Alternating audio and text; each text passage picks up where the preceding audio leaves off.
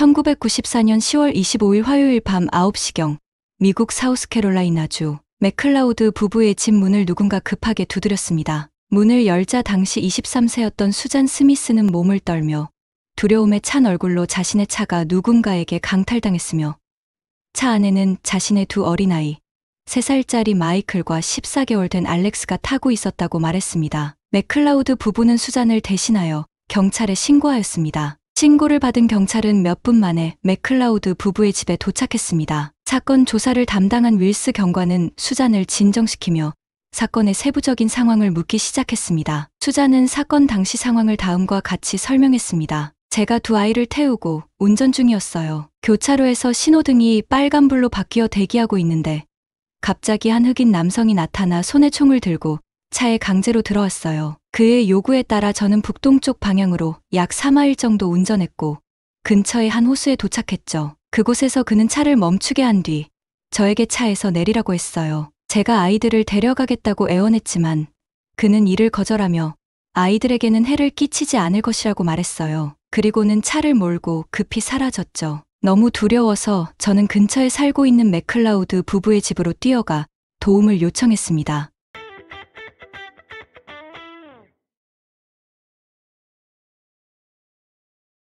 사건의 심각성을 깨달은 윌스 경관은 즉시 주립수사국에 지원을 요청했고 다음 날에는 미국 연방수사국도 수사에 합류했습니다. 대규모의 수색팀이 호수 근처에서 수색 작업을 진행했지만 호수의 범위가 너무 넓어 뚜렷한 성과를 거두지 못했습니다. 한편 수잔의 기억을 바탕으로 경찰의 초상화 전문가는 용의자의 몽타주를 제작했습니다. 수잔은 용의자가 약 40대의 흑인 남성으로 검은 모자를 쓰고 격자무늬 외투를 입었으며 청바지를 착용했다고 묘사했습니다. 경찰은 두 아이를 빠르게 찾기 위해 기자회견을 열어 용의자의 초상화와 빼앗긴 빨간색 마스다 승용차에 대한 정보를 공개하며 시민들에게 제보를 요청했습니다. 기자회견에서 수잔은 남편 데이비드와 함께 등장해 용의자에게 두 어린아이를 풀어줄 것을 눈물로 호소했습니다. 아이들이 안전하다고 믿고 싶어요. 제 마음속 깊은 곳에서 아이들이 무사하다는 걸 느껴요. 수잔의 이야기는 빠르게 미국 전역으로 퍼졌으며 그녀의 비극적인 사연은 많은 사람들의 동정을 자아냈습니다. 전국에서 위로의 꽃과 현금이 보내졌고 주요 방송사들이 그녀와 남편 데이비드의 인터뷰를 다투어 진행했습니다. 한편 경찰은 매일 수잔과 데이비드를 신문하며 사건을 조사했습니다. 이는 경험적으로 아이들이 실종된 사건에서 부모의 혐의를 먼저 배제해야 하기 때문입니다. 10월 27일 FBI는 두 사람에게 거짓말 탐지기를 실시했는데 데이비드는 통과했지만 수잔의 결과는 불확실했습니다. 이후 그녀의 진술에서 여러 의문점이 드러났습니다. 수잔은 사건 당일 친구 미첼의 집에 가는 길이었다고 주장했으나 미첼은 이를 부인하며 그날 집에 없었다고 밝혔습니다. 또한 수잔은 저녁 7시 30분경 월마트를 방문했다고 했지만 목격자는 없었습니다. 특히 수잔은 모나거리의 빨간불에 차를 멈췄다고 주장했지만 해당 교차로는 항상 초록불로 설정되어 있어 그녀의 주장이 신뢰를 잃었습니다. 수잔의 진술에 의심이 커지자 FBI 수사관 로건이 신문을 맡았습니다. 로건은 윌스 경관과 함께 악역과 선역 전략을 사용했습니다. 윌스 경관이 악역으로 언론에 수잔에 대한 경찰의 의심을 일부 흘려 수잔에게 심리적 압박을 가하는 한편 로건은 수잔을 직접 대면하며 보다 섬세한 접근법으로 수사를 진행했습니다. 결국 수잔은 점점 흔들리는 모습을 보였고 사건은 새로운 전환점을 맞이하게 되었습니다. 경찰은 수잔의 집을 샅샅이 수색하며 수사를 이어갔고 그녀와 미첼과의 관계에 초점을 맞추었습니다. 경찰은 수잔의 진술에서 불일치점을 발견하며 압박을 가했고 윌스 경관은 확보한 증거를 제시하며 그녀를 심리적으로 몰아갔습니다. 이에 로건 수사관은 공감과 위로를 통해 심리적 변화를 유도했습니다. 결국 사건 발생 9일 후인 11월 3일 수잔은 윌스 경관과 함께 교회에서 기도한 뒤 눈물을 흘리며 자신의 잘못임을 인정했습니다.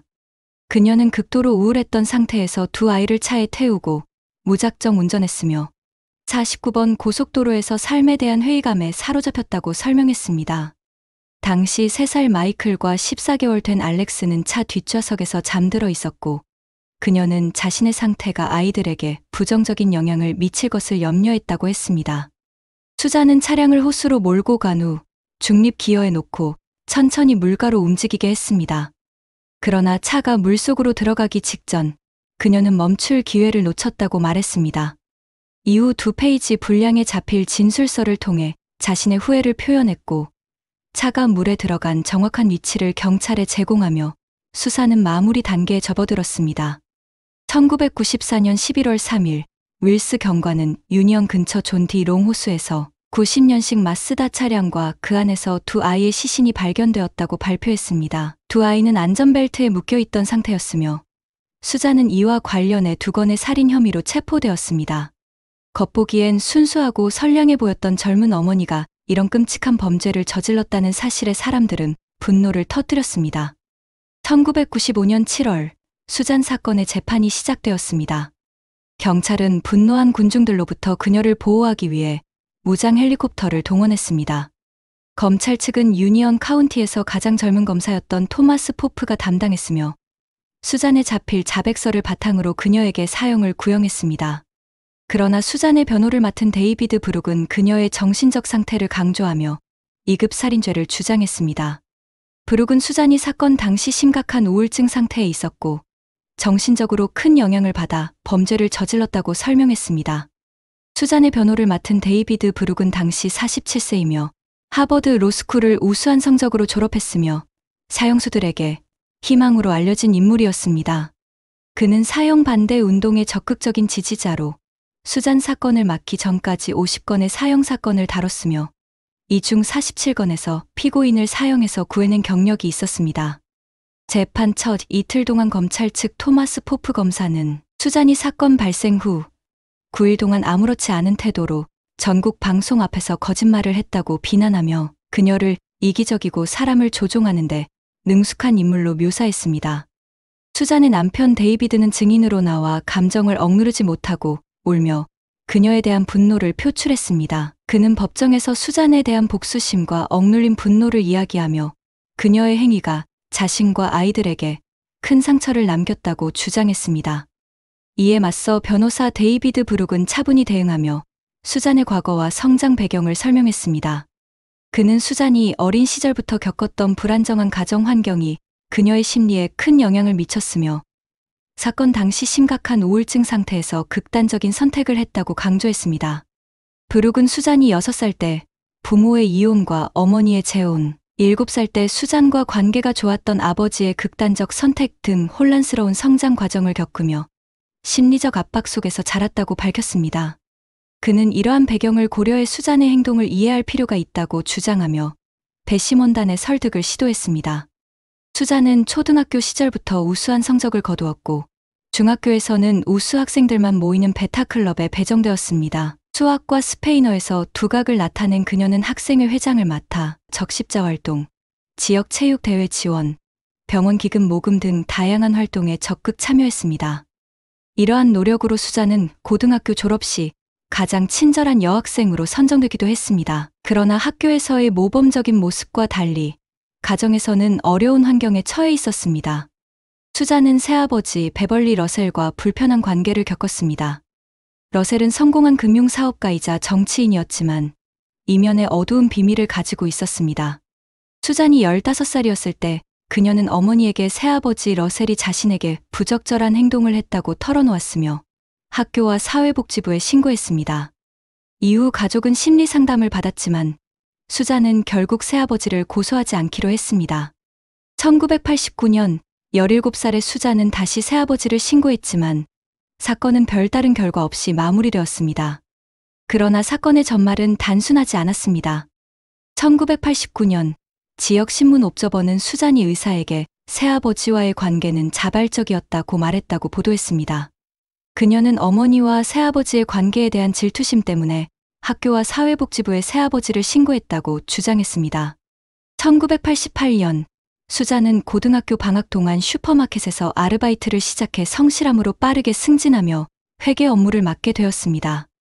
이 기간 동안 그녀는 2명의 동료와 데이트했는데 그중 한 명은 기혼자이자 그녀의 할아버지 뻘이었습니다. 수잔이 예상치 못한 임신을 하자 그 남성은 그녀를 떠났고 수자는 어쩔 수 없이 임신을 중단해야 했습니다.